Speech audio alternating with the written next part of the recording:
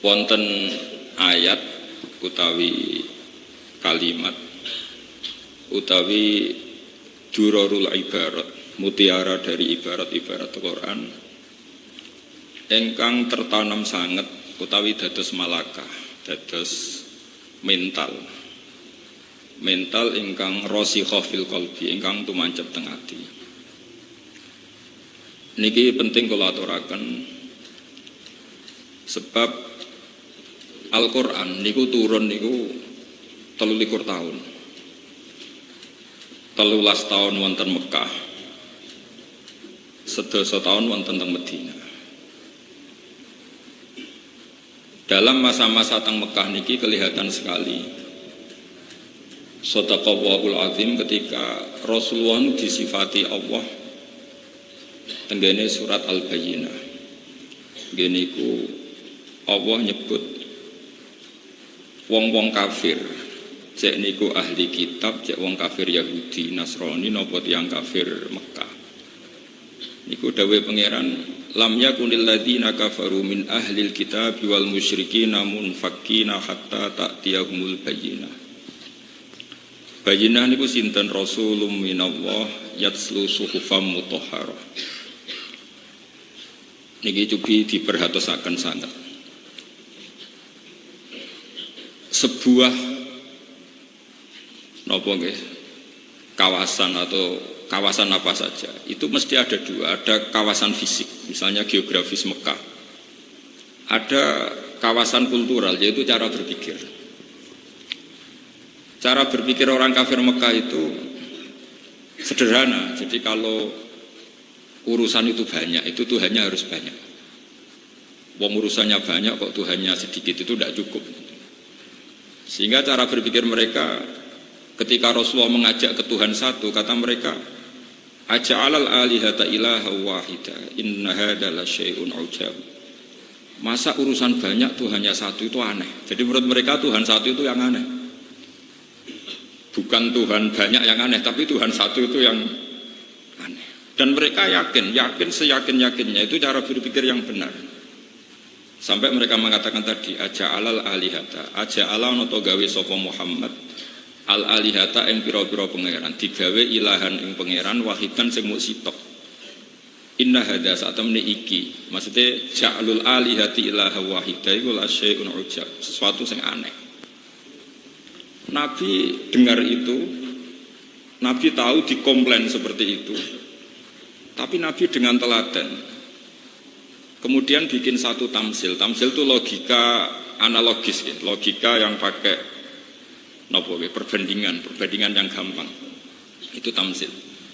Dan itu yang dipakai Quran berkali-kali, disebut watilkal amsalu nadribuha linnas. Kemudian Nabi cerita di depan umum. Ini perlu dicatat, tradisi Nabi itu kalau menjelaskan sesuatu itu di depan umum. Dulu di Safa itu gunung dekat rumah Rasulullah. Beliau kalau mau menjelaskan ilmu itu naik Safa, terus beliau menjelaskan. Kata Rasulullah, wahai penduduk Mekah, kalau kalian jadi pembantu, kemudian majikan Anda itu banyak. Semuanya meretangkan Anda, ngatur-ngatur Anda, dan semuanya tersinggung kalau perintahnya nggak dilakukan. Senang mana kalau kamu punya majikan hanya satu, perintahnya tunggal, jelas. Terus kata mereka, tentu Muhammad saya milih punya majikan satu. Kalau majikannya banyak repot. Disuruh orang satu aja repot, apalagi disuruh orang apa? Banyak, capek Muhammad. Terus Nabi menjelaskan, Tuhan kamu itu majikan kamu, yang menciptakan kamu, yang menciptakan langit bumi. Kalau Tuhan banyak, nanti perintahnya banyak. Seleranya beda-beda, pusing kamu. Ya mat, oke, Tuhan satu saja. Ini kearifan, sehingga ini yang disebut Darbawaw mathalar rojulan fihi syuraka umutasyakisuna wa rojulan salamal lirrojul. Hal yastawiyani masalah. Kata Allah, alhamdulillah. Jadi di ayat itu disebut alhamdulillah. Allah bikin satu perumpamaan, ada seorang lelaki punya majikan banyak. Fihi syuraka umutasyakisun, punya majikan banyak.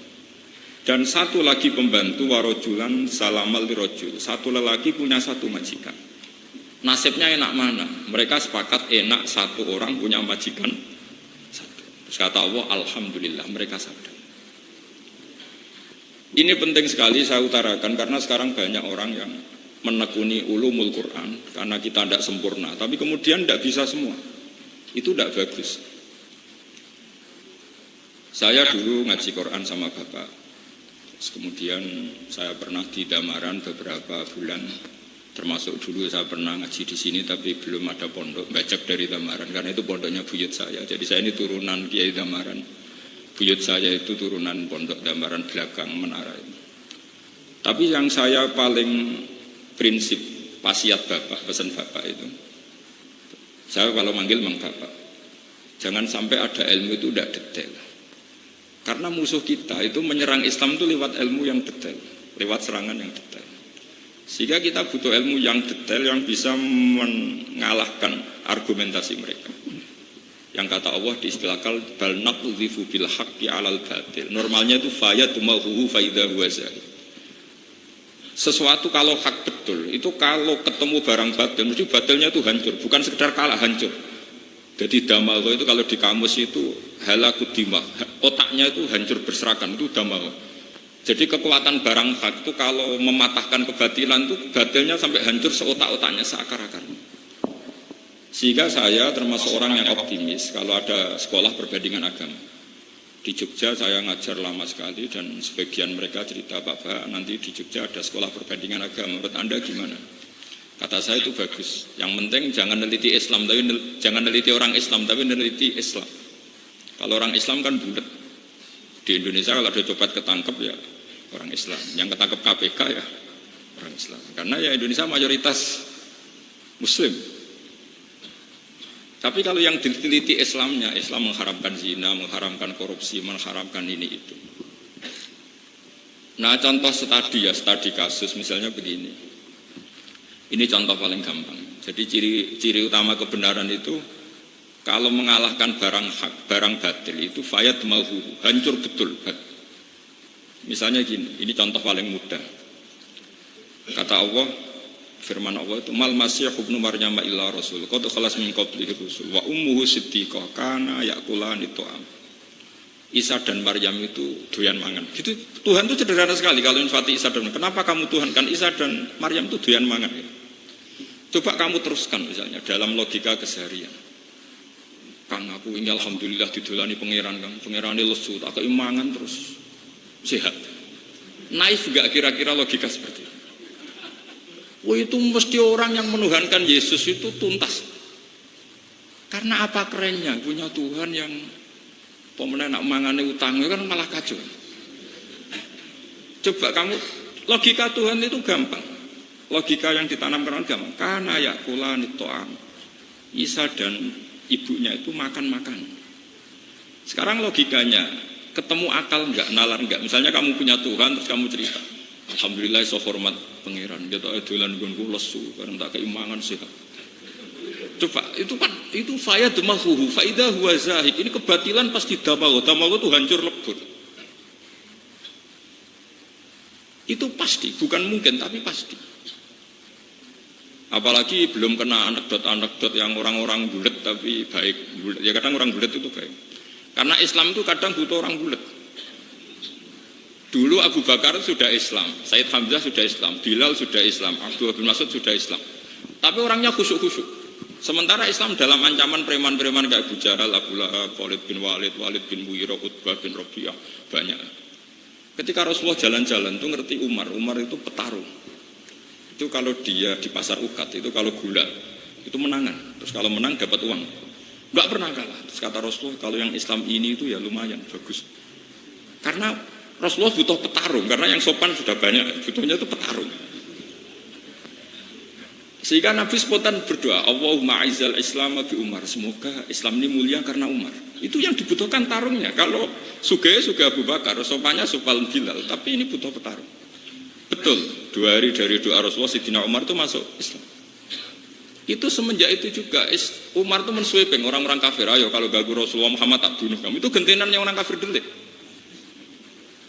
Sebab itu sama oleh gedeng preman, karena ya ada hikmahnya. Ya tentu nakalnya harus kamu benci, yang maksiat ya harus kamu benci. Tapi beberapa daerah itu banyak yang nggak berani bikin gereja karena ada preman-preman yang nggak siap. Kiai kena jak rekonsiliasi, kena nyata-nyata ini kan kena. Ini Islam. Dulu ketika logika ketuhanan, kadang yang tahu itu ya orang fasik. Karena logika, saya berkali-kali ya, kalau ngaji di mana-mana saya bilang, logika yang absolut itu hanya logika tentang tauhid. Saya ulang lagi, logika yang absolut itu hanya logika tentang apa? Tauhid. Ini mohon sekali dicerna. Saya ulang lagi ya, bal naqdhifu bil haqqi 'alal batil fayadmahu fa idza huwa zahid. Sebagian ayat diredaksikan ulja al-haqqu, kata Allah, wa ma yubdiul batil, dan barang batil itu tidak pernah muncul, wa ma yu'id, dan tidak akan kembali. Misalnya gini yang paling masyhur, Fir'aun itu ngaku sebagai Tuhan. Nabi Musa kata Musa, Tuhan itu yang menciptakan langit dan bumi. Fir'aun masih bisa menjawab, setahu saya kalau saya jalan-jalan yang dituhankan saya. Ma'alim tulakum min ilahin ghairi, kata Fir'aun. Kata Musa terus bilang gini, Tuhanku itu ada di langit. Kata Fir'aun, Haman ibnili sorhal ali abnul asbab, masyhur itu ya, Haman ibnili sorhal ali abnul asbab. Haman, saya bikinkan piramida yang tinggi, saya mau melihat Tuhannya Musa, apa betul dia punya Tuhan. Sehingga ini panjang, kalau kesimpulan Tuhan itu siapa itu panjang, kalau akan bikin piramida kemudian dilihat di langit. Akhirnya Musa itu ganti argumentasi. Enggak gitu, gini aja. Yang namanya Tuhan itu yang nuhani kamu dan nenek moyang kamu. Itu spontan di majlis itu yang iman banyak sekali. Meskipun yaktumu imana, sebagian mereka menyembunyikan imannya. Karena mereka sadar kalau Fir'aun Tuhan, lalu yang nuhani nenek moyang dia siapa? Kan Tuhannya datang terlambat.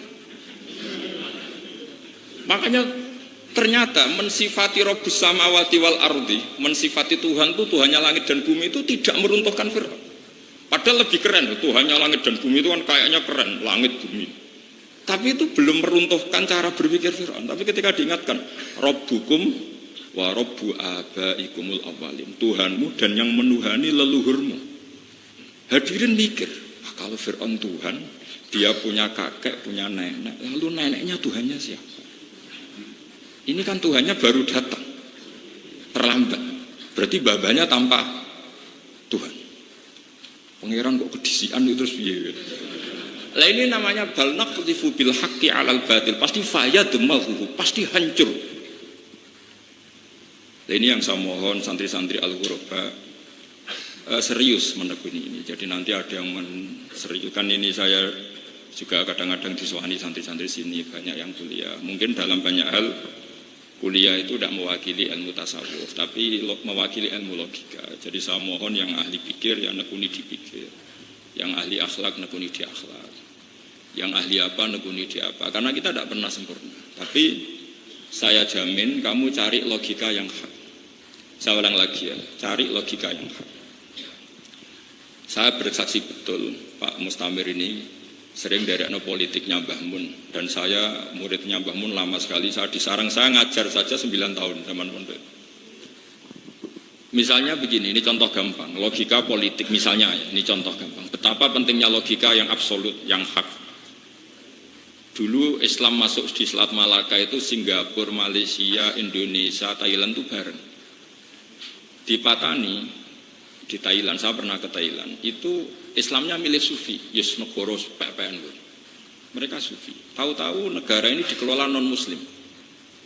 Akhirnya orang Islam jadi objek, jadi subordinat, jadi objek. Mereka bikin undang-undang yang merugikan Islam dan menganggap Islam itu problem. Karena mereka penguasa ya enak saja. Islam itu subversif, Islam itu ilegal. Dikuyo-kuyo, disiksa macam-macam. Beda dengan dulu istiadatnya Wali Songo. Ketika itu masih ada Majapahit, tapi Wali Songo sudah bikin Demak Bintoro. Supaya apa? Bikin negara. Kalau bikin negara kita ini punya syaukah, bukan diatur tapi mengatur. Setidaknya kita punya kecakapan mengatur. Betul. Demak Bintoro bikin negara sehingga mulai Wali Songo sampai sekarang ada tradisi ulama punya kecakapan ngatur negara. Dulu ada Pak Nasir, ada Kiai Haji Agus Salim. Era modern ada Gus Wahid, abahnya Gus Dur, ada Gus Dur. Sekarang di Rembang ketua DPR ya putrane Mbah Mun, Gus Kamil. Bupatinya teman saya Kaji Hafid. Sehingga sekarang itu kayak tempat-tempat prostitusi dikejar-kejar oleh Satpol PP, bandar narkoba dikejar-kejar polisi. Coba kalau kita abai sama negara, kemudian yang punya syaukah kekuasaan orang-orang dolim. Jangan-jangan orang soleh yang dikejar-kejar orang dolim. Nah ini namanya logika. Logika ini harus mantap, sehingga kamu ijtihad itu an ilmin. Kalau kamu nekuni politik ya an ilmin. Begitu juga misalnya kamu nekuni ingin kaya raya, nggak apa-apa, asal an ilmin, yaitu tadi.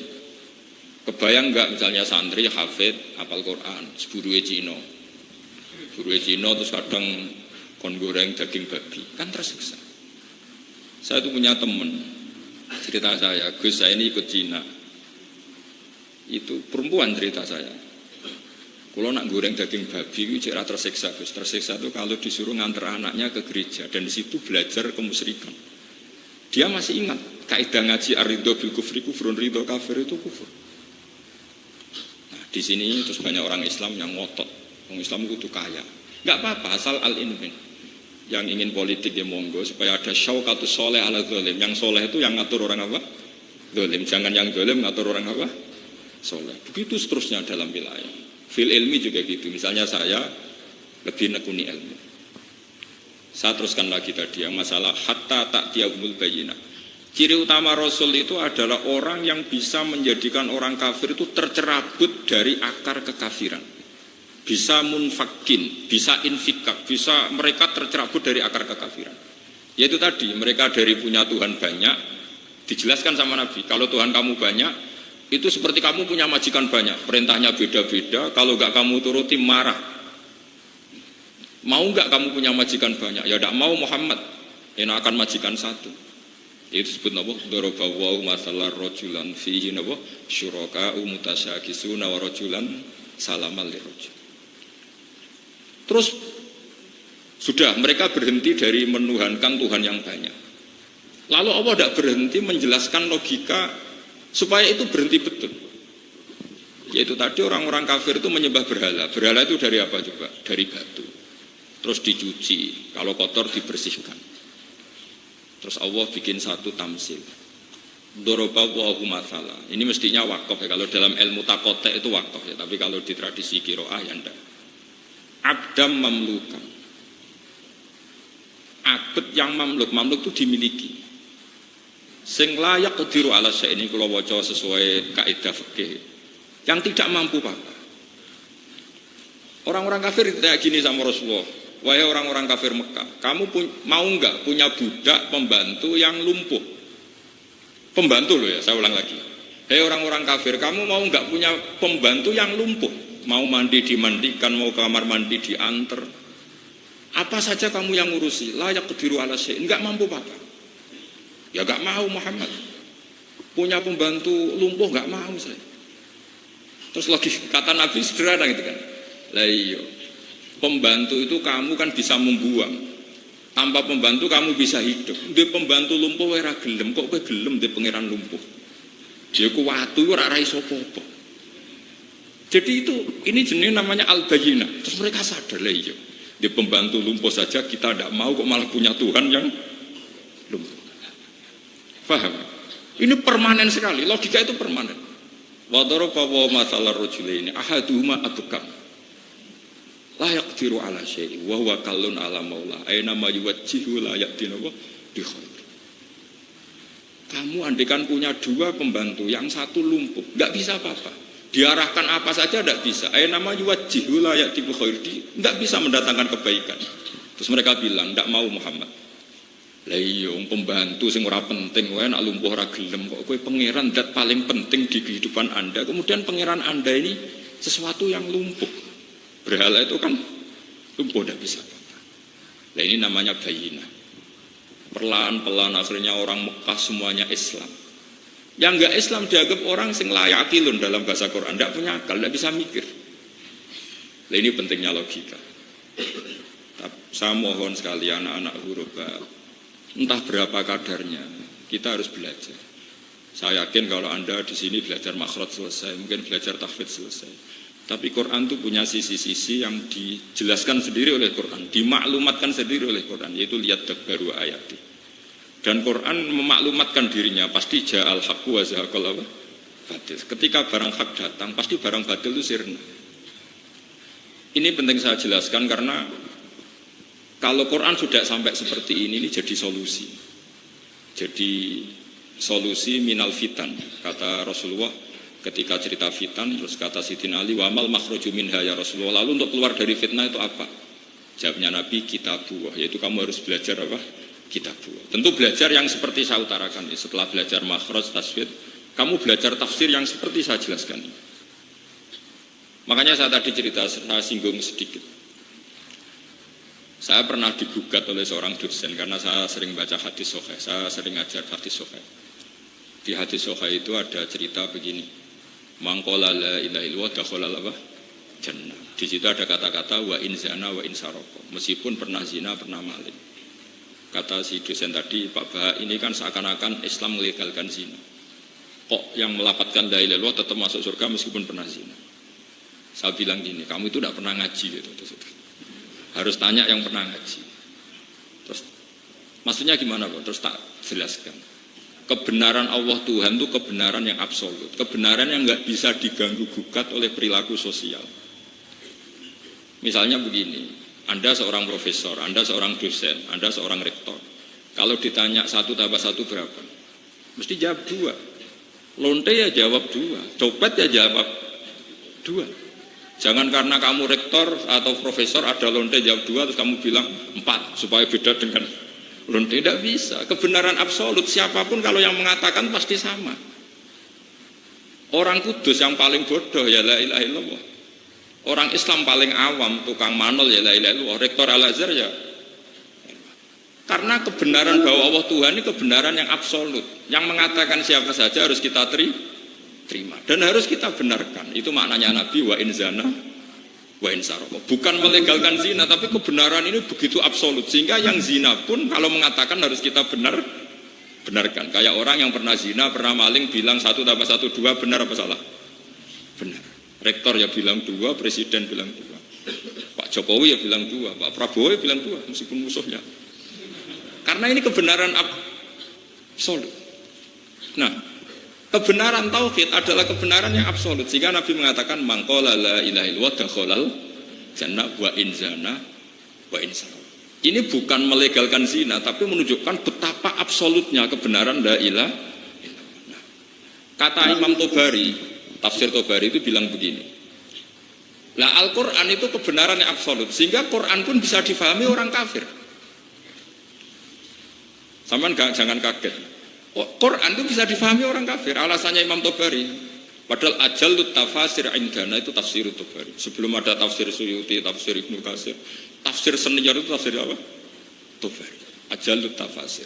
Lam yusonna fil Islam mislu. Enggak ada tafsir sebaik tafsir Tobari. Itu masyhur itu. Karena begini kata Imam Tobari. Allah itu pertama menurunkan Quran itu mukhatabnya itu orang Islam apa orang kafir? Enggak, jawab saja. Orang kafir karena pas itu orang Islam belum ada santri Kudus, belum ada santri Rembang, belum ada. Yang ada orang kafir. Makanya ada Quran yang qul ya ayyuhal kafirun. Memang adanya orang kafir. Gimana? Qul ya ayyuhal kafir. Setiap khitab itu ya sampean kalau ngaji tafsir Jalalain ya ayyuhan nas ya kufaro Makkah.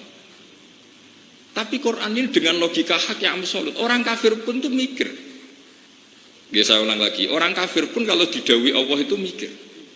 Buktinya apa? Banyak yang menjadi muslim karena bisa dilogika. Kebenaran Islam bisa nopo? Dilogika. Masyhur itu. Sayyidina Umar masuk Islam tuh karena mendengarkan apa coba? Surat apa? Surat Toha. Masyhur itu. Sayyidina Umar itu mau nyari Rasulullah, mau dibunuh. Terus ketemu orang, Umar kamu mau kemana? Saya mau nyari Muhammad, mau saya bunuh. Karena dia soba'a itu keluar dari tradisi kita. Umar kok repot-repot golek Muhammad, adikmu dewe saiki wis soba'at, adiknya itu perempuan. Dicarilah adiknya. Pas dicari adiknya, ternyata adiknya itu sedang belajar Quran sama suaminya. Pas itu belajar surat Toha. Pas kertas itu mau diminta, kata adiknya, kamu itu kafir, musyrik, kamu harus mandi dulu. Ya mandi dulu terus coba baca, dibaca. Toha ma anzalna 'alaikal Qur'ana litashqa illa tadhkiratan liman yakhsha. Itu nangis itu nama. Dia masih kafir. Enggak mungkin yang seperti ini dikarang manusia. Paham enggak dia? Paham. Masih kafir enggak? Masih. Ini saya berikan contoh. Walid bin Mughirah itu musuh bersanya Rasulullah. Mughirah juga musuhnya Walid, Utbah, Syaibah itu semuanya musuhnya Nabi. Itu mereka menyewa orang-orang yang ahli balaghah untuk menandingi Quran karena mereka enggak sanggup padahal mereka ahli balaghah. Sehingga mereka disewa. Kamu saya sewa supaya komentar buruk tentang Quran. Oke, setelah Rasulullah ngaji, Nabi itu biasanya kalau mau ngaji itu di dekat Ka'bah. Ada Walid, ada Utbah, ada Syaibah, ada beberapa orang kafir banyak. Terus ketika Nabi datang, Muhammad, apa yang kamu bawa? Terus Nabi baca Hamim yang Fusilat itu. Ketika baca Hamim Fusilat itu mereka terdiam semua. Setelah terdiam semua sampai Nabi baca itu lama sekali sampai apa? Fa'in baru sampai saat terus itu. Kalau saya memperingatkan kamu dan kamu menolak, maka angdartukum so'ikotam misla so'ikoti adi wa thamud, kata Nabi. Jika saya peringatkan kok menolak, maka kamu akan saya beri peringatan. Angdartukum so'ikotam misla so'ikoti adi wa thamud. Itu Walid, semua keluarga Nabi yang masih kafir itu langsung mendekati Rasulullah. Nasattu kaya Muhammad bin Rahim. Saya mohon sekali atas nama Rahim, jangan teruskan ayat itu. Nanti kita kena adab kayak kaum Ad dan Samud. Kafir mereka. Takut sama ancamannya Quran. Oh, itu kan aneh, mereka minta sendiri, berdebat terbuka, tapi setelah dibacakan nggak bisa menyaingi. Singkat cerita, lama-lama mereka nyewa orang, namanya itu Musailama Al-Kadzdzab. Ada yang baca Musailimah, pokoknya bangsa Musailama Al-Kadzdzab. Disewa, disuruh ngarang Quran. Setelah ngarang, ya misalnya ngarang nadiri wadzariyati dzarwa fal hamilati wiqra fal jariyati isra. Dia nyandingin itu lucu. Wazariati zar'a wal hasidati hasda fattokhinati tohna, terus fal khobizati khubza. Jadi wazariat demi perempuan-perempuan yang nandur, terus wal hasidat demi perempuan-perempuan yang manen. Setelah dipanen itu wal khobizat demi perempuan-perempuan yang bikin roti. Setelah itu wattomi'at demi perempuan-perempuan yang makan. Itu yang nyewa saja kecewa. Iku omongan opo? Lalu kualitasnya di mana? Yang nyewa saja janggal. Padahal diberi paket.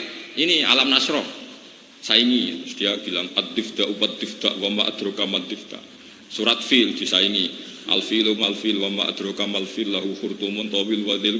Itu yang nyewa saja janggal. Lalu setelah kita tahu gajah itu apa, hebatnya di mana? Beda dengan Quran. Quran itu kalau cerita balaghahnya mutu, kualitas kesejarahannya yang mutu dengan lafaz yang mutu. Misalnya alam taro kaifa fa'ala rabbuka bi ashabil fil. Apa kamu tidak melihat bagaimana Tuhan memperlakukan ashabil fil? Itu ada nilai kesejarahannya. Rasulullah itu lahir di tahun gajah. Ini kalau tak cerita sebentar. Sehingga Rasulullah itu orang-orang yang zaman itu, yang sepuh-sepuh itu menyaksikan.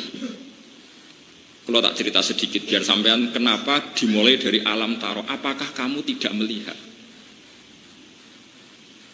Abraha itu raja Yaman, bikin Ka'bah tandingan. Karena Ka'bah itu prospek secara ekonomi. Ya, sampai sekarang makanya banyak orang menjual Ka'bah. Mulai dulu Ka'bah itu dihitung secara prospek secara ekonomi.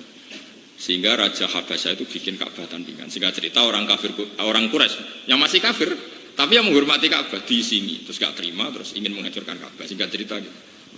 Si Abraha ini naik kuda, naik apa? Gajah, paling besar. Semuanya pakai gajah. Setelah masuk daerah Mekah di Muhassar itu, Wadi Muhassar itu nemuin Abdul Muthalib. Ketika ketemu Abdul Muthalib, karena Abdul Muthalib mbahnya Nabi dan masih punya nurun nubuwah, itu Abraha itu kata Abraha gini, anta sayyidu hadal wadi, kamu bosnya di sini ya, kata Abdul Muthalib. Dan semua unta itu disita. Terus kata Abdul Muthalib itu lucu, Abdul Muthalib itu orangnya rileks, mbahnya Nabi itu orangnya rileks, ganteng tapi rileks.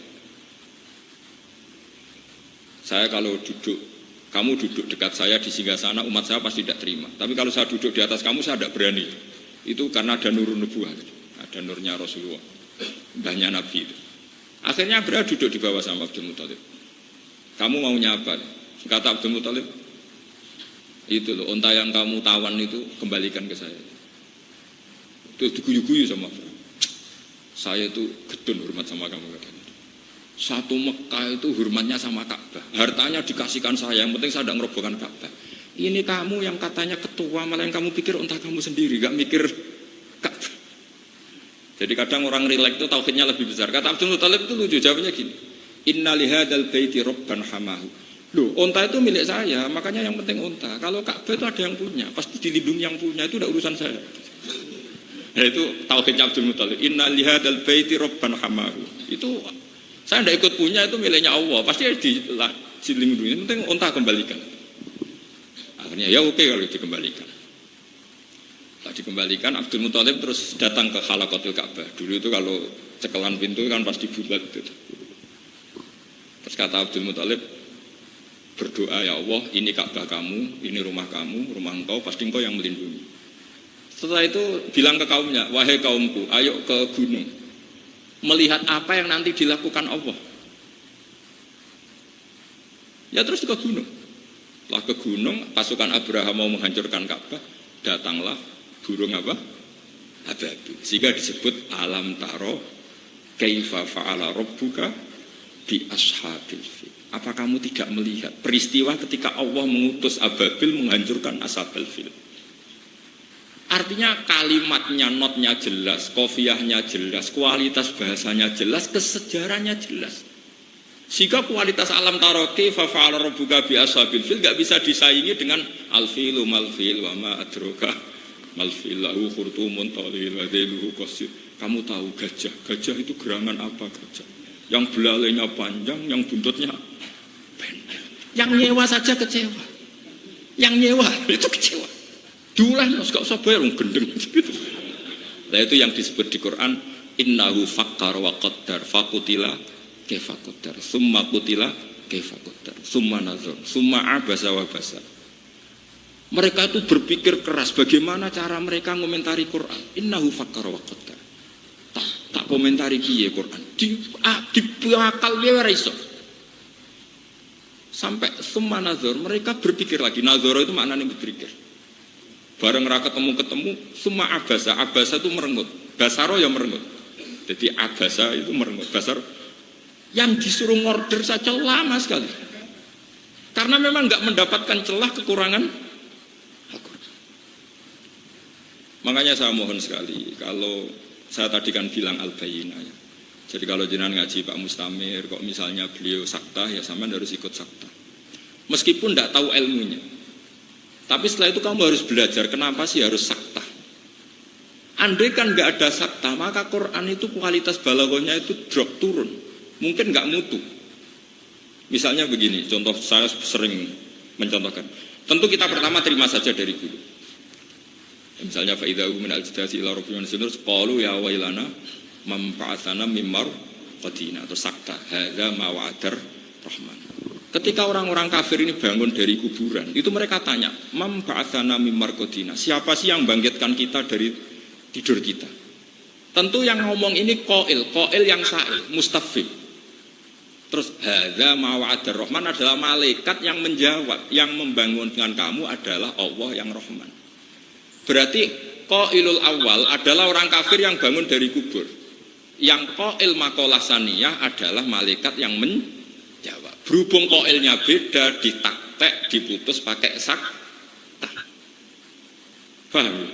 Coba andaikan enggak kamu sakta, mampa'atsana mimmar qadina hadza kan kacau. Sapa sing nangekno aku, sing nangekno pangeran kan ngomong-ngomong dhewe dijawab-jawab. Oh itu kan kacau. Meskipun kamu enggak perlu tahu ilmunya sakta, pokoknya nurut sih.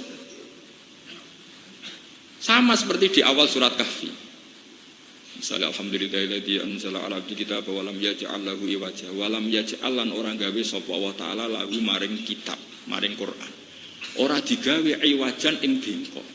Qayiman yo ora digawe jejeg. Kacau enggak kalau kamu baca langsung. Quran yo ora bengkok, yo ora jejeg. Mau kafir halus. Tapi dengan tradisi sakta itu kelihatan.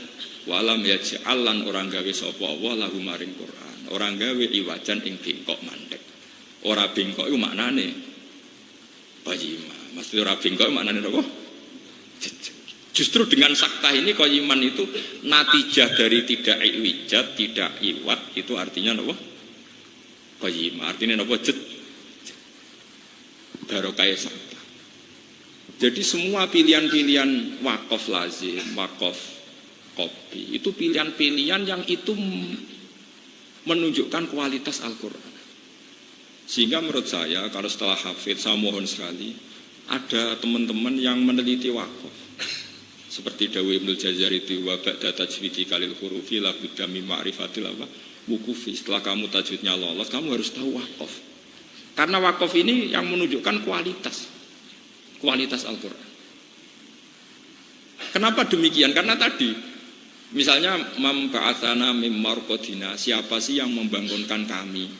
Terus Allah menjawab lewat malaikat, hadza ma wa'adar rahman. Sekarang kan berarti makalah ula qailnya beda, makalah sani qailnya beda. Supaya kelihatan beda, dekat dipotong lewat apa? Sakta. Jadi sakta itu tidak main-main. Bisa ulang lagi, sakta itu tidak main-main. Makanya ada ulama mengatakan sebetulnya takotiul Quran, makoteknya itu ada ratusan. Cuma Imam Asim menamakan yang 4 itu sakta. Sebetulnya masih banyak lagi. Cuma mungkin kadang dinamakan wakaf, karena ini urusan riwayat. Pun kembali lagi ke Al-Bayyinah. Jadi saya mohon sekali, sampean kalau senang Quran betul, itu harus berlatih bayyinah tadi, hatta ta'tiyahumul bayyinah. Terus Rasulun minallah yatslu suhufan. Kata Imam Ibnu Hajar Al-Asqalani dalam Syarah Bukhari, Allah itu sudah berso kalau nasibnya Quran nanti itu di mushaf. Karena secerdas-cerdasnya orang pasti punya lupa. Dan kalau lupa orang pasti kembali ke mushaf. Sehingga Rasulullah disifati Rasul itu adalah orang yang membaca mushaf. Rasulun minallah yatslu suhufan. Suhufan itu kalau diisimkan maf'ul jadi mushaf. Sohifa, sohif, fahuwa nawa, wadhaka nawa, mushaf. Nah mushaf ini kemudian era Abu Bakar, Umar dikumpulkan dengan ketua tim namanya Ubay bin Ka'ab, ada Zaid bin Sabit, macam-macam. Kemudian mushaf ini ditulis dengan standar Rasm Utsmani. Ini yang mulai aneh. Kenapa pakai Rasm Utsmani? Karena lugat Quraisy itu aneh.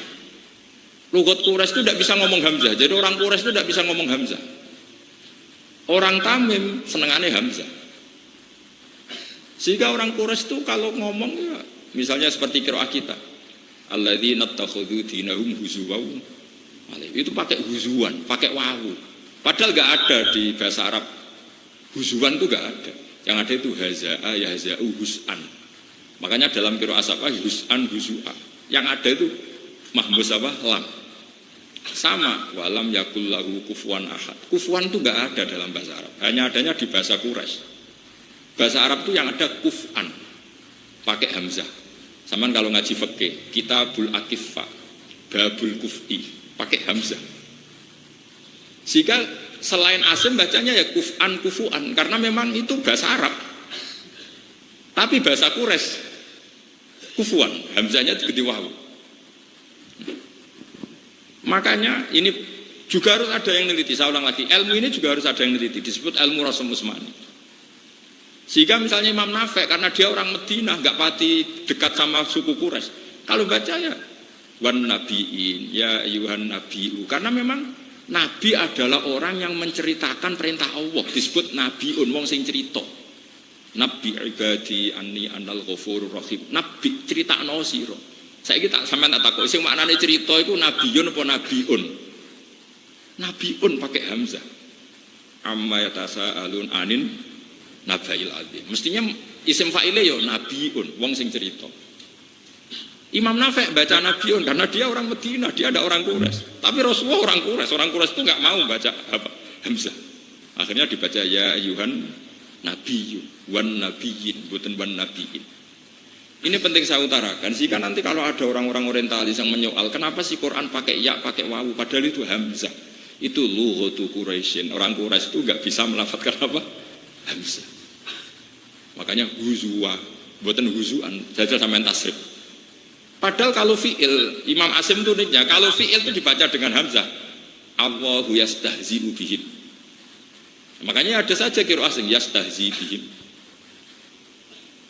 Nah, tapi orang Quraisy itu karena tokoh-tokoh besar menang. Sampai ada iqlal. Sampai saya iqlal misalnya. Amana yu'minu imanan fahuwa mu'min coba. Amana asluhu a'mana. Ala wasni af'ala. Ubdilat alhamzatu saniyah alifan limujanazatnya fasara amana.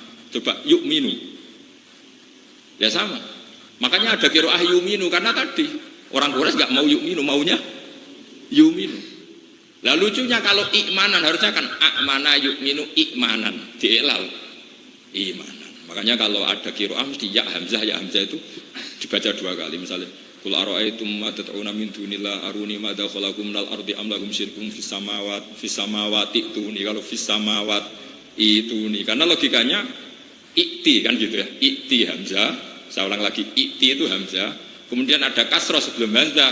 Untuk limunasabatil kasroh hamzah diganti apa? Ya akhirnya itu nih, paham ya? Itu normal. Jadi meskipun kalau kamu latihan sabah, pokoknya anut guru. Saya ulang, pokoknya anut guru. Tapi kita yang belajar ilal itu normal, normal secara kesejarahan normal. Buktinya tadi, kenapa ikti diganti iti? Karena ada kasroh. Kasroh itu menuntut ya. Makanya ikti jadi apa? Itu nih sama. A'mana yu'minu imanan. Terus diganti apa? Imanan. Karena apa? Ada kasroh, berarti munasabahnya apa? Ya. Ini penting saya utarakan. Sehingga nanti orang-orang barat mau nyoal Quran dari segi makna yang nggak bisa, dari segi lughat juga nggak bisa, dari segi Rasm Utsmani juga nggak bisa. Khawatir saya itu punya tulisan tentang Rasm Utsmani. Di antara guru-guru saya yang saya beri tentu Mbah Mun, keluarga Yambu ya saya kasih, termasuk Pak Mustamir ya saya aturi. Kenapa belum terjual di pasar? Saya itu masih belum ingin itu terjual di pasar. Entah kalau suatu nanti ya. Yang penting itu saya mentarbiyah. Beberapa teman yang senang nekuni itu tahu. Karena Quran ini, Quran sing jame ini sebagian cara Allah menjaga itu lewat mushaf. Disebut Rasm Utsmani karena Allah mensifati Rasulun minallah yatslu suhufam mutahhar. Terus kedua contoh itu lasta alihim bimusaitir. Itu di bahasa Arab, saitoro itu udah ada yang pakai sot. Sampai cari munjid, cari kamus Marbawi, cari kamus apa aja nggak ada bahasa Arab saitoro itu. Yang ada itu saitoro pakai sit. Imam Asim tahu itu karena beliau orang alim. Tapi riwayat gurunya baca sot. Makanya terus akhirnya ditulis sot atasnya sin. Kalau nggak terbaca ditulis sin di bawahnya. Wawaw yabbidu wa yabsutu ditulis sot atasnya dikasih sin. Kalau yang nggak terbaca sinnya di bawah sot. Karena Imam Asim tahu ini masalah, cara bahasa Arab itu masalah. Tapi secara riwayat harus seperti itu. Makanya tengah-tengah ditulis sot dikasih apa? Sin. Kalau sinnya terbaca diletakkan di atas, kalau nggak terbaca diletakkan di bawah. Itu ilmu yang jelimet tapi harus ada yang jaga. Saya termasuk orang yang menekuni itu. Bukan apa-apa, karena ini balaghah. Jadi nanti orang mengkritik Quran itu tidak punya tempat. Kok zaman sampeyan Rasulullah zaman Sugeng itu yang kritik Quran itu ya banyak. Misalnya begini ada ayat innakum wa ma ta'buduna min dunillahi hasabu jahannam antum laha waridun law kana haula'i alihatam ma waraduha. Padahal Allah jelas dawuh pakai ma itu li ghairil akil, untuk yang enggak punya akal. Innakum satun sira kabeh wa malan barang, mestine wa malan barang. Mestine lho ngene. Ta'buduna kang nyembah sira kabeh min dunillah iku hasabu jahannam dadi rup-rupane neraka jahanam. Nah, orang-orang kafir itu tahu kalau Rasulullah itu sangat menghormati Nabi Isa, sangat menghormati Uzair, karena ini nabi-nabi pilihan. Ibnu Zabara datang di depan umum, ya Muhammad, baguslah kalau yang disembah masuk neraka, nggak masalah, Mat. Sekalian bareng Isa, bareng Uzair. Karena kamu dan yang kamu sembah masuk neraka. Padahal Isa termasuk orang yang disembah. Kalau yang disembah masuk neraka berarti Isa masuk neraka. Mereka datang. Terus akhirnya dijawab sama Allah, innal ladzina sabaqat lahum minnal husna ulaika anha mubad. Jadi saya mohon sekali sama santri-santri di sini, apalagi di sini dinamakan hurufnya. Ciri utama hurufnya itu bada dinu horiban wa sa'udu horiban kama bada fatuban apa bil hurufah. Ilmu ini sudah aneh. Dan yang melajari mungkin ya orang-orang aneh. Saya ini termasuk orang aneh. Yang melajari gitu kan tidak ada untungnya. Tapi ini penting, karena kalau kita tidak melajari huzuan, kamu nanti disoal oleh orang pakar-pakar balaghah, pakar-pakar lughat, nggak ada di kamus huzuan. Karena ini mahmus lam, haza'ah. Kufuan yang nggak ada, yang ada itu kafa'ah, mahmus apa? Ini hanya lughat Quraisy. Kita harus menjawab, itu lughat Quraisy. Yang orang Quraisy itu nggak bisa melafadzkan apa? Hamzah. Sehingga ditakhfif sebenarnya kalau di ilmu sabah. Makanya di fi'ilnya madi maupun mudhari ya pakai hamzah. Misalnya Allahu yastahzi'u, mustahzi'un, pakai hamzah. Tapi khusus masdarnya ini pakai apa? Wawu dalam qiraah kita. Sehingga makanya kenapa kita dikatakan qiraatu Asim min riwayati Hafs, karena Imam Asim punya murid namanya Syu'bah. Syu'bah itu sering balik loh. Syu'bah itu ahli bahasa Arab. Dia tuh sering nggak ngikuti gurunya, ikut sabah yang lain. Dia kalau baca ya kuf'an, hus'an, karena dia mikir kok pas ini milih ini. Makanya beliau nggak identik dengan Imam Asim. Makanya jadi beliau itu muridnya Imam Asim tapi tidak identik dengan Imam siapa? Asim. Sehingga kita pakai itu Imam siapa? Hafiz. Karena dia yang setia, sepaham rapaham pokoknya anut guru. Tapi menurut saya ini bagus ya, memang tradisinya murid harus seperti itu. Tapi meskipun demikian, setelah itu kita mencari-cari kenapa sih huzuan. Ini penting karena tadi kita ini punya musuh orientalis itu banyak sekali, dan orientalis itu akan menghalalkan segala cara untuk menghambat Al-Quran.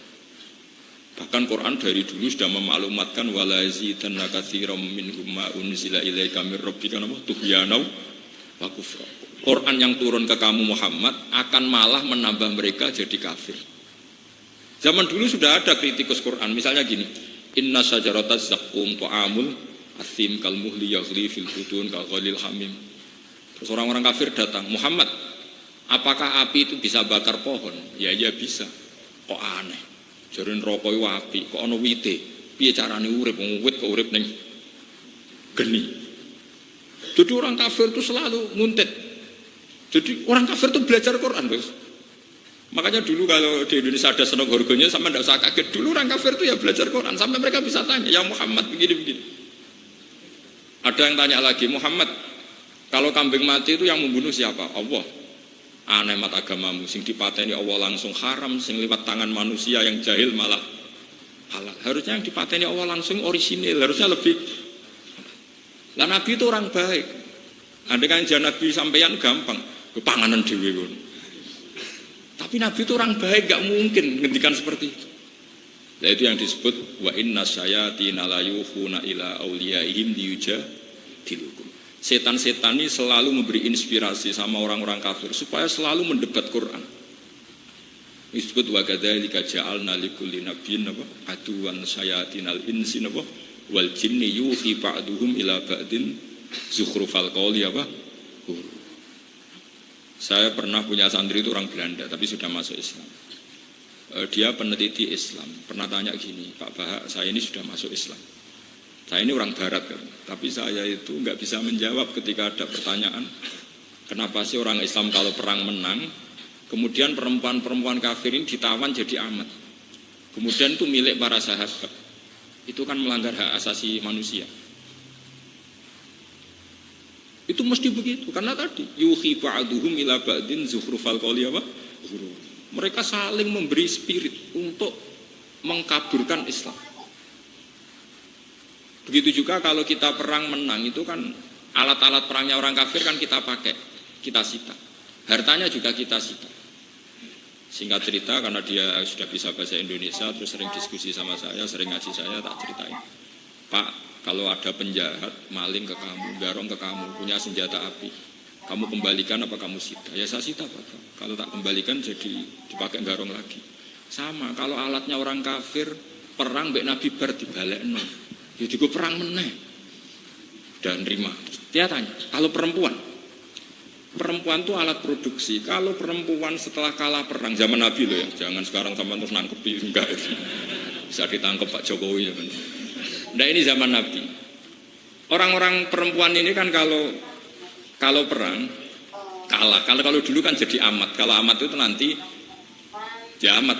Nanti akadnya itu diganti oleh penunjukan pemimpin. Jadi misalnya Sri dapat Zaid, berarti itu pengganti akad. Disebut apa? Yang di Quran itu hanya apa? Illa ala azwajihim aw ma malakat aymanu. Jadi dulu itu perempuan yang halal di dunia kan hanya dua. Satu itu istri, dua itu amat. Amat itu tawanan perang yang ditunjuk oleh imam, itu milik kamu. Lah penunjukan imam ini pengganti apa? Akad. Sekarang kalau perempuan ini dikembalikan ke orang kafir, kemudian dikeloni orang kafir, memproduksi orang kafir apa enggak?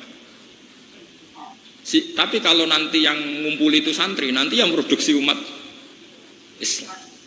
Dia akhirnya nerima. Jadi perempuan ini alat reproduksi. Nah ini namanya hujjah. Kita harus punya kemampuan hujjah untuk menjelaskan orang-orang yang mengkambing hitamkan apa Islam. Makanya ketika ada ulama-ulama, ini kalau baca di beberapa kitab, semua syariat yang masuk akal dalam kehidupan, pasti semua syariat itu melakukan selang-seling. Misalnya sampean sekarang saya tanya, orang kafir itu punya uang tuh lewat apa coba? Kadang lewat punya narkoba, kadang jual beli babi, jual beli anjing. Pokoknya lewat riba, lewat transaksi yang haram enggak? Rata-rata lewat transaksi yang haram. Logikanya hartanya orang kafir itu ya haram karena mendapatkannya lewat sesuatu yang haram. Sehingga ghanimah itu diharamkan Allah untuk nabi-nabi sebelum Rasulullah. Makanya Nabi pernah ngendikan, saya ini jadi nabi punya ciri khas. Dulu ghanimah itu haram untuk nabi-nabi sebelum saya, tapi ke era saya itu halal. Sampai ada ayat faqulu mimma ghanimtum apa? Halalan thayyib. Logikanya gampang begini. Meskipun sampean jangan melakukan ini, saya fatwa betul jangan melakukan ini. Logikanya gampang. Logika ghanimah ini karena dulu miliknya orang kafir dari transaksi yang haram, maka logikanya haram. Dan itu dipraktekkan oleh nabi-nabi sebelum Rasulullah. Semuanya nggak mau makan ghanimah. Tapi era Nabi Muhammad boleh, bahkan harus disita sahabat. Kenapa demikian? Padahal Rasulullah ini afdhalun nabiyyin, afdhalul anbiya. Kenapa justru dapat khitab faqulu mimma ghanimtum napa halalan thayyiban? Logikanya gampang, begini misalnya. Misalnya ada contoh gampang. Zaid ini misalnya tukang domino atau tukang tombok atau tukang judi. Adalah Zaid pas ketemu saya itu umat Islami, umat baiknya. Mungkin dia punya uang juga hasil dari judi. Pas ketemu saya adalah pas umat baiknya. Gus, saya punya uang 1 juta, tak kasihkan jenengan. Kalau saya ini zuhud waroi yang bila ilmin, tentu tak tolak. Wong kok mangan duit Zaid itu tukang judi, tukang domino. Harusnya saya tolak. Itu juga bagus, karena saya zuhud. Tapi ini secara ilmu itu jeblok. Jebloknya adalah kalau uang itu di tangan Zaid dipakai ubyok meneh. Dipakai judi lagi. Kalau dia main perempuan mungkin dipakai beli perempuan lagi. Tapi kalau saya terima, berarti saya memperkecil atau menyita uang yang bisa dipakai dia maksiat, tak sita supaya gak dipakai maksiat. Kalau sampean jadi kiai, menerima apa menolak? Ya kalau, nah, makanya saya bilang, kalau menerima, sampean kiai lama tamat pasti jatuh. Kiai kok gelem disalami template? Tukang apa? Judi. Tapi kalau sampean tolak, dan terus Zaid ngomong gini sama teman-temannya, mau tak kena kiai ra gelem, oh tak nggo judi meneh. Piye-piye digo judi meneh iku mergo sampean tolak. Coba kalau uang itu dalam penguasaan Anda. Mungkin gue manakipan kan gitu. Ini masalah-masalah yang sudah jelimet menurut fikih. Makanya disebut faqulu mimma ghanimtum halalan thayyiban. Yaitu setidaknya kalau hartanya orang kafir disita itu tidak dipakai alat kekafiran. Ini pun harus kita pelajari sehingga kita tahu duduk perkaranya. Kenapa sih ghanimah itu halal? Padahal min amwalil kuffar yang notabene dari cara-cara yang Pokoknya saya mohon sekali ya di sini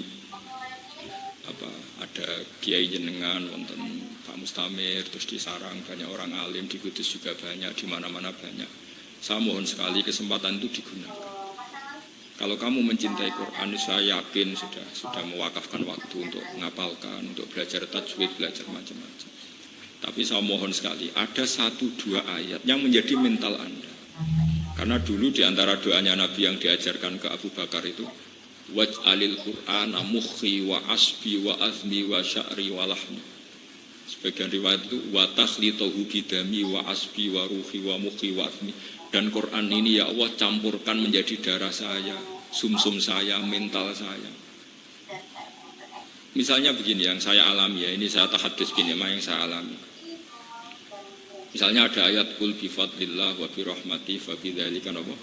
Falyafrahu. Atas nama fadlnya Allah, rahmatnya Allah, kamu itu yang senang. Saya itu belum pernah sholat tidak senang. Karena logikanya gampang. Orang sampai maksiat melihat dangdutan itu ya cari senang. Orang sampai demenan ya cari senang. Orang maksiat itu rata-rata cari senang.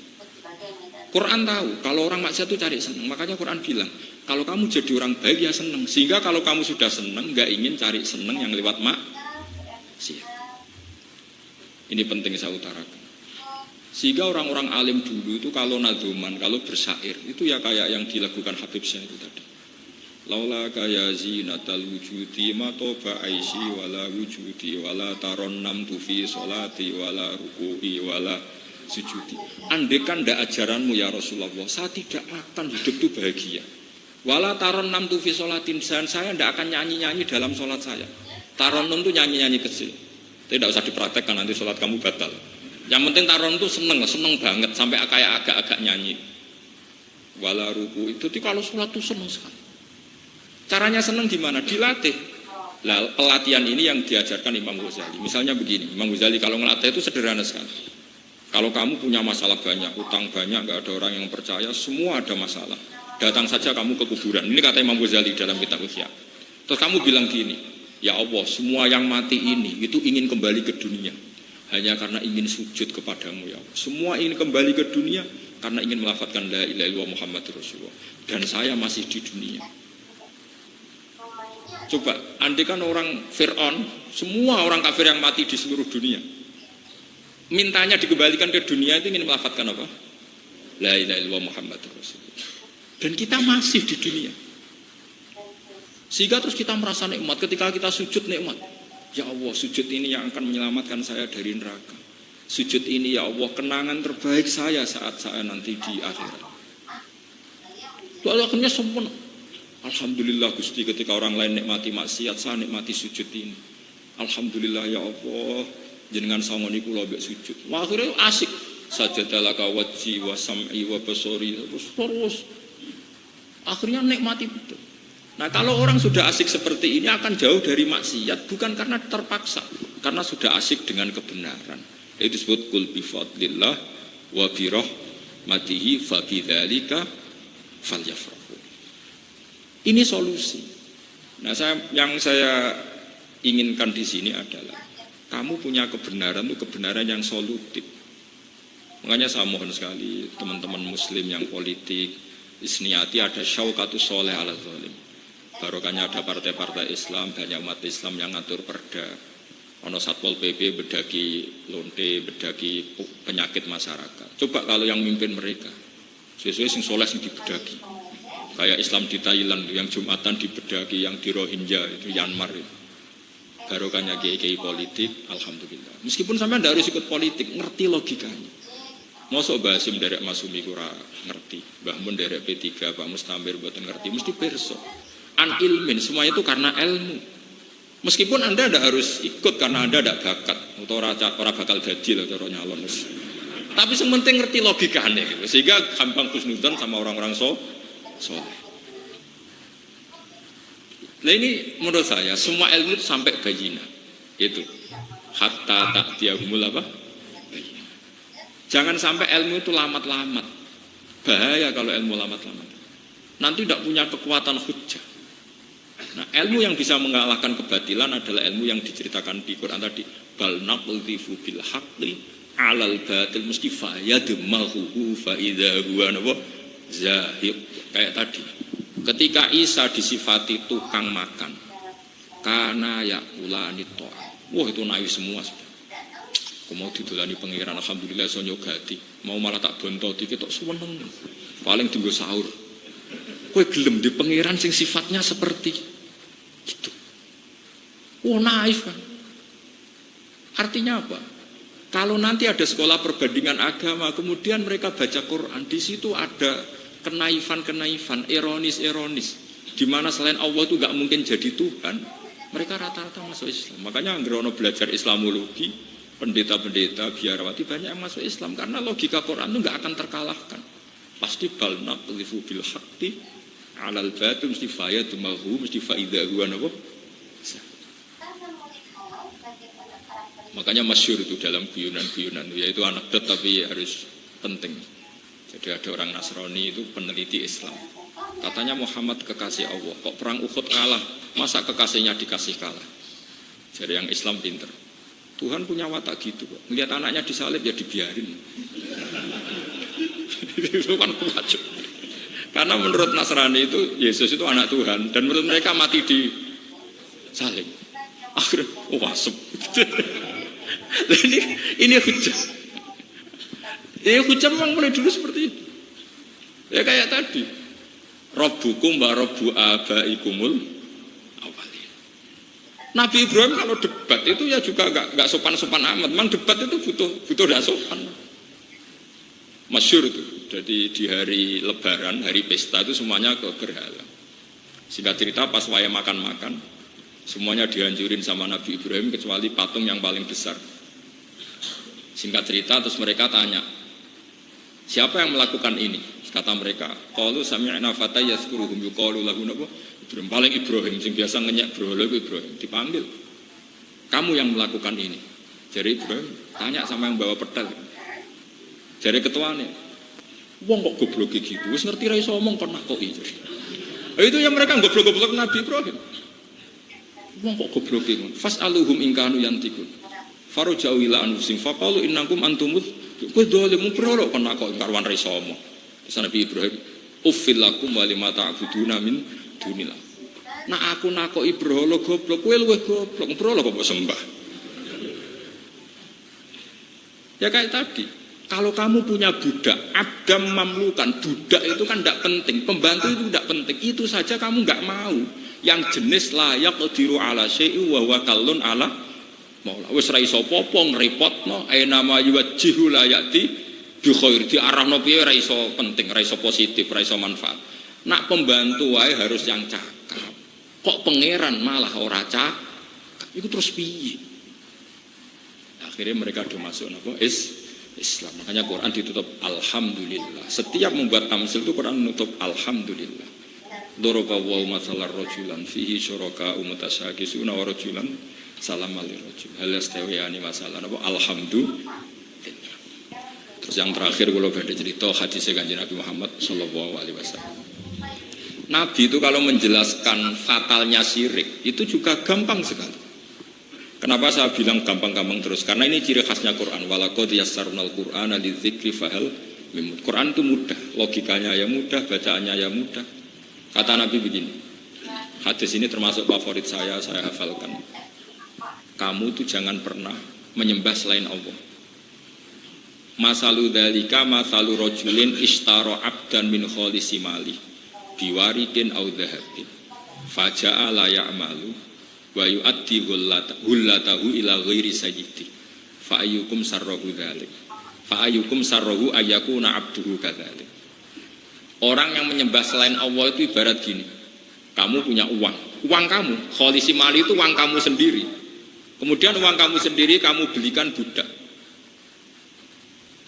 atau pembantu, kalau sekarang mungkin gak ada budak, kamu bayari, kamu yang gaji, kemudian budak ini bekerja untuk orang lain. Hasilnya juga dikasihkan orang, misalnya kayak bayar pembantu, bareng ngono nyetrikakno wong liya, nyapu omahe wong liya, nyupiri mobil wong liya, gak tahu setor sampean, aneh kan? Terus kata orang-orang kafir, oh nak aku dibudak ngono mata gecek.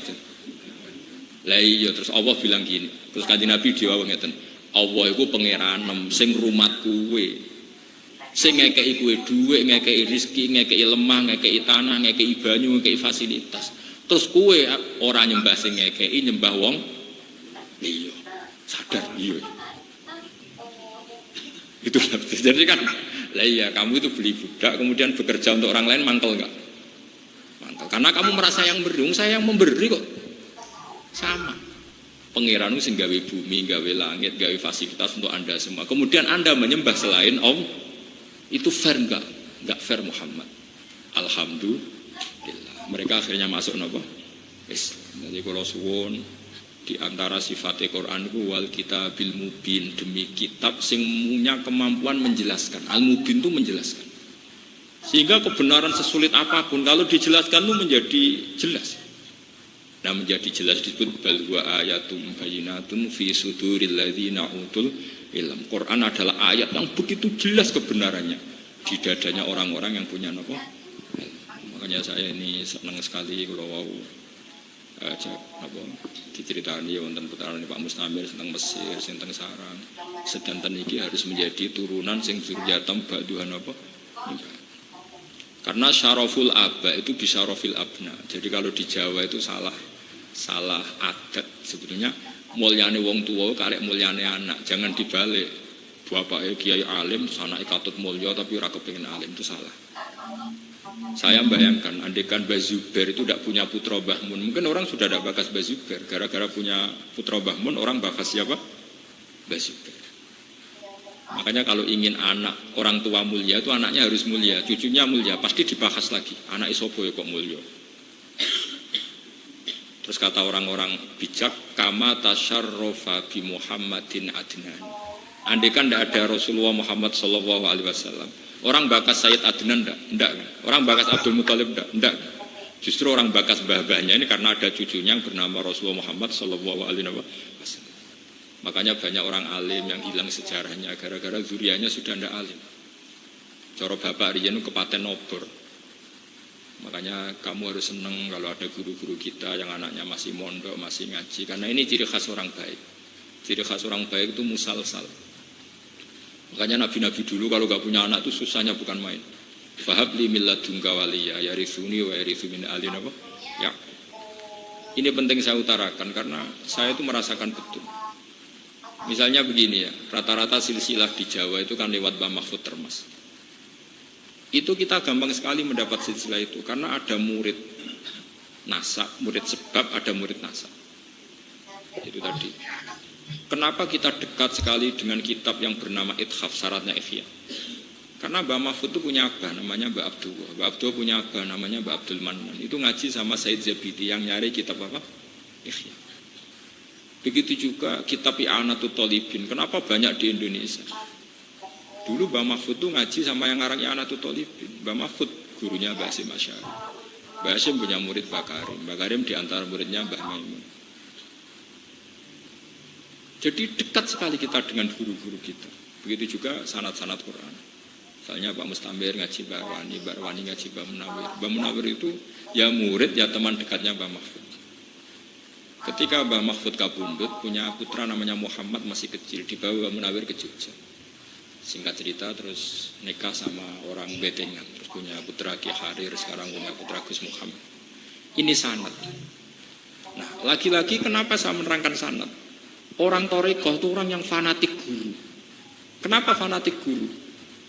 Karena ketika kebenaran disifati Allah itu menyebut orang. Yaitu ihdinas siratal mustaqim. Siratal mustaqim itu apa? Siratal ladzina. Makanya kata Mbah Mun, kata Bapak, wong kudu hormat gurune. Kowe misalnya nyontoni sholat, kowe apa nyontoh sapa? Nyontoh Allah. Enggak bisa. Tetap nyontoh guru. Makanya kebenaran itu siapa? Kebenaran adalah mengikuti siratal ladzina. Jika kebenaran butuh master, masternya siapa? Ya guru-guru kita. Tapi sekarang enggak. Di beberapa kampus itu kalau orang belajar kebenaran lewat textbook, lewat buku. Dia baca buku ekstremis jadi ekstremis, baca buku liberal jadi apa? Tidak punya guru. Makanya ini yang diancam manta'alama bila syekhin fasehuhu. Setan belajar tanpa guru-gurunya setan karena nggak punya master. Nggak boleh. Nah itu pentingnya dalil. Ketika Allah cerita as-siratal mustaqim, syaratnya adalah siratal ladzina an'amta. Jalannya orang yang kau kasih nikmat. Berarti manusia, yaitu guru-guru kita. Supaya kita hormat sama guru-guru. Terus mereka ulama mengatakan begini, walau la murabbi lama arafna rabbi. Mbok ora ono sing didik aku, ya aku ora roh pangeranku. Sehingga terus ada ilah hadratin Nabi sampai wa masaihina wa masaisyuhina. Tapi sekarang oleh orang-orang salafi seperti ini dibid'ahkan. Bid'ah. Sidi-sidi bid'ah gak ono hadis. Ya ora mungkin loh Nabi kok mari hadis ilah hadratin Mbak Arwani. Nabi ora menangi Mbak Arwani. Bocah kok sembrono. Tapi aturan mengenang guru-guru kita itu arutannya jelas. Siratal mustaqim itu apa? Siratal ladzina. Itu nyebut manusia apa enggak? Nyebut. Karena semua itu butuh master, butuh percontohan. Nah, makanya ngaji. Kalau enggak ngaji kita tidak tahu seperti ini. Nabi Yusuf ketika ditanya, Tuhan itu siapa? Wattaba'tu millata abai Ibrahim. Tetap menyebut, aku roh pangeran yo lewat Ibrahim. Ma ta'buduna min ba'di qalu na'budu ilahaka wa ilaha. Bahkan kita cara menyembah Tuhan yang ngikuti bapak-bapak kita. Misalnya saya cara mencintai Quran ya anut bapak saya. Bapak saya mungkin anut guru-guru saya. Pulau jenengan mungkin anut siapa yang kita cintai. Meskipun tentu kita tidak pernah sempurna. Tapi kudu ono sing dinut karena syaratnya siratal mustaqim itu siratal ladzina. Nah, ini kan jelas nyebut ladzina. Gak ada sirotol daftar atau sirotol buku itu gak ada. Nah, sekarang enggak. Orang sudah temperamental baca buku ekstremis, kafir, tauhid, bom. Kalau orang kafir itu untuk dibunuh, Nabi itu kombinasinya tidak sama malaikat Jibril, sama Israel sekalian. Ngapain dikawal Jibril kalau motivasi dakwah Islam itu untuk membunuh? Jadi Nabi dikawal Israel, wong kafir dibari, terus pensiun bar. Gak perlu menerangkan hujah, gak perlu menerangkan logika, gak perlu menerangkan dalil. Gitu. Jadi guru ini penting. Kalau gak coba orang-orang yang jadi ekstremis ataupun liberal, rata-rata punya guru apa pakai textbook, pakai buku, pakai apa? Buku. Dan mereka melihat guru sama-sama manusia. Wes suwe sama-sama apa? Itu hebat tuh Sayyid Muhammad. Sayyid Muhammad itu kalau ngeritik Wahabi itu bagus. Saya punya kitab Mafahim Yajibu Antusokhai dan sering saya kaji. Kata anak Sayyid Muhammad gini, kalau kamu taklid buta, maka kamu ya mirip-mirip orang kafir. Orang kafir itu sampai kafir karena inna wajadna abana. Kita seperti ini niru bapak-bapak kita. Tapi kalau kamu anti wasilah, kalau orang Islam berdoa kan Allahumma bihaqi Rasulillah Mustafa ya Rabbi bin Mustafa baligh maqasidana. Alasan orang-orang Wahabi kan, kamu gak usah wasilah, Nabi juga manusia, wali-wali juga manusia. Terus kata Sayyid Muhammad, dulu di antara ciri khas orang kafir adalah kalau ngomentari Nabi adalah in antum illa basarum misluna, kamu juga manusia seperti kita. Itu hebat. Jadi kita didikiring, kowe aja geman dadi anti wasilah. Mergo komentar Nabi juga manusia, kiai juga. Dulu orang kafir kalau benci Nabi komentar apa? Hei para Nabi, kamu juga manusia seperti kita. Nah, dengan tradisi menghormati guru di atas rata-rata, berarti kamu keluar dari tradisi orang kafir. Paham sih kalau maksud? Nah, makanya kula suwun niki mangke napa? Kula suwun sekali nggih terus kula seneng sangat saged belajar bersama sama jenengan. Yang penting setelah hafal itu saya mohon sekali ini pesan Nabi bahwa balighu anni walau ayat.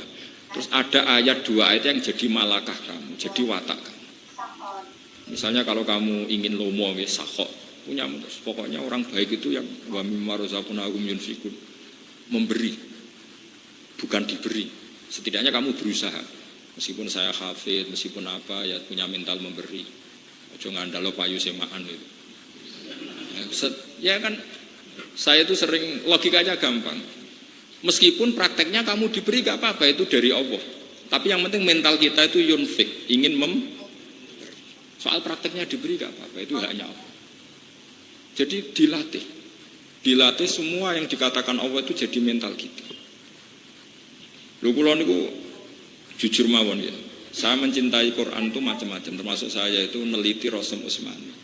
Kenapa saya teliti? Karena tadi kalau nanti kita tidak diteliti, kemudian sekarang banyak kamus asriyah. Kamus modern itu sudah yang ngarang rata-rata ada alim, sehingga gak memasukkan madatul kalimah huzuan. Karena taunya mereka huzuan. atau hus'an, kuf'an atau kufu'an. Lama-lama orang bilang huzuan itu nggak ada dalam bahasa Arab. Terus orang iskal dengan Quran, repot. Kita harus ngomong terus seperti kitab Itkon. Kitab Itkon karangannya Imam Suyuti, kemudian diringkes oleh abahnya Said Muhammad, namanya Zubdatul Itkon. Oleh Said Muhammad diringkes lagi namanya Al-Qawaid Al-Asasiyah fi Ulumil Quran. Itu di situ diterangkan silsilah bahasa Quraisy. Kalau ndak nanti orang menuduh Quran ini nggak ada. Itu repot. Itu kan seperti begini ya, saya contohkan. Ada orang latihan nahwu. Tanya ke saya, Gus, kenapa di Quran itu wakanat minal qonitin? Kan nggak boleh wakanat minas solihin, harusnya kan wakanat ya minas solihat. Karena ini perempuan harusnya wakanat minas solihat, nggak boleh wakanat minas solihin. Tapi di Quran ada wakanat minal qonitin. Itu kan perempuan terus minal qonitin. Terus saya bilang begini, kamu itu ngajinya tidak banyak, kecangkeman tapi ngajinya rakeh. Dalam bahasa Arab tuh begini loh ya, perempuan itu domainnya innaha, betul, itu sebagai perempuan. Tapi perempuan itu kalau dalam bahasa Arab bisa dikatakan man. Saya ulang lagi ya, ada tamu perempuan datang ke kamu, boleh nggak kamu bilang ini? Ja'a apa ro'a itu misalnya man ja'a, boleh nggak? Boleh.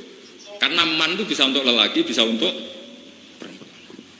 Sekarang kaum juga iya. Innaha kanas min qaumin kafirin. Perempuan itu termasuk kaum enggak? Termasuk. Makanya kalau wa kanas minal qonitin wa kanat minal qaumi sing al qonitin. Karena perempuan termasuk apa? Kaum. Saya ulang lagi, misalnya gini. Sayyidah Khadijah itu perempuan apa lelaki? Enggak, jawab saja. Perempuan. Di semua riwayat ketika Nabi ketakutan setelah ketemu malaikat Jibril, Sayyidah Nabi bilangnya apa? Dathiruni, zammiluni. Itu pakai khitab mudzakkar. Coba, if'alu itu mufrad apa mudzakkar? Mudzakkar jamak kan? Karena apa? Nabi tahu Khadijah itu perempuan, tapi statusnya al-ahlu, keluarga. Nah dengan status keluarga ini beliau itu domirnya jamak mudzakkar. Sehingga Nabi bilang dassiruni, zammiluni. Hei keluargaku, aku kemuli. Andai kan Nabi melihat beliau statusnya perempuan kan dassirini, zammilini, if'ali, idribi. Ini juga harus kita ngomong. Harus ada orang yang spesialis meneliti sorof seperti ini. Karena nanti kalau ndak dikira wakanas minal qonitin itu ndak fasohah. Karena harusnya wakanas minal qonitin. Itu pun harus ada yang ngomong. Meskipun tidak semua orang ahli, tentu semua orang nggak sempurna. Saya pun tidak sempurna dan tidak akan pernah sempurna. Tapi ngomong, setidaknya ini nanti dicatat, ada yang rekam, ada yang nyatat. Terus eling, oh ternyata dalam domir seperti itu. Nabi dan para sahabat kalau nyolati mayat perempuan pun bilang oh maghfirlahu wa afi wa fu'an, itu dibajuri. Karena hu itu artinya mayat itu yasmalu dzakar wal atau biiradatil mayit awis syakhsi. Di Quran juga sama. Di Quran itu semua perintah umum domirnya itu mudzakkar. Misalnya innalladzina amanu, innalladzina kafaru. Terus misalnya, aku nggak masuk, itu kan ladzina kan untuk mudzakkar, kafaru mudzakkar. Saya perempuan enggak. Harusnya innallahi kafarna, innallahi amanna. Ya Quran berarti harus 2 kali semua dong. Hudal lil muttaqin, hudal lil muttaqin. Muttaqiyat ya berarti apa? Terus diulang lagi. Alladzina yu'minuna bil ghaibi, diulang Allah yu'minuna bil ghaibi wa yuqimuna sholat, diulang wa yuqimnas sholat wa mimma razaqnahum yunfikna. Kan kalau domennya perang bukan yunfikun tapi yo kacau. Misalnya ya ayyuhan nasu budu rabbakum, diulang lagi. Rabbakunna alladzi khalaqakunna. Ya ada seperti itu. Dalam bahasa Arab kalau nyebut lelaki itu perempuan masuk. Karena domir lelaki ini untuk kaum itu satu lughot atau satu lafat yang lelaki ya masuk, perempuan ya masuk. Makanya disebut innaha kanas min qaumin kafirin, bahwa Bilqis adalah termasuk kaum yang kafir. Ini perlu saya katakan karena tadi apapun kontribusi Anda, entah lewat istiqomah, terus Pak Mustamir, nopo lewat membolehkan anak-anak kuliah ngapalkan Quran. Ini semuanya itu ijtihad. Ada yang bodoh Quran nggak di mana sekolah biar fokus. Ada yang nerima, wong kepengen ngapal kok ora oleh. Ada yang setengah nerima, setengah enggak lewat seleksi, semacam-macam. Sementing itu tidak hadzun nafsi. Semua itu li'ila'in apa? Kalimat. Saya sekarang sedang menulis Muskilu I'rabil Quran. Saya punya kitab karangannya Abu Thalib Al-Makki. Namanya Muskilu I'rabil Quran. Sesuatu yang mengiskalkan dalam i'rabnya Quran. Termasuk menjawab seperti itu. Tujuannya apa? Biar nanti orang orientalis. Sekarang itu kan Quran dikaji di McGill di mana-mana. Mereka nanti bisa ngomong. Quran katanya umum. Ternyata semua domirnya mudzakkar. Alladzina yu'minuna bil ghaibi. Lalu yang perempuan masuk di mana? Repot. Tapi lewat ngaji-ngaji ilmu balaghah kamu tahu. Ya, saya ulang lagi ya, lelaki atau perempuan namanya kaum. Wa ila adin akhum Hud. Kaum Ad misalnya. Kaum itu umum. Nah, umum ini domirnya lelaki. Berarti kalau bilang domir lelaki adalah yasmadu dzakar napa wal unsa. Ya, kula nyuwun ngapunten ingkang kathah. Billahi taufiq. Assalamualaikum warahmatullahi wabarakatuh.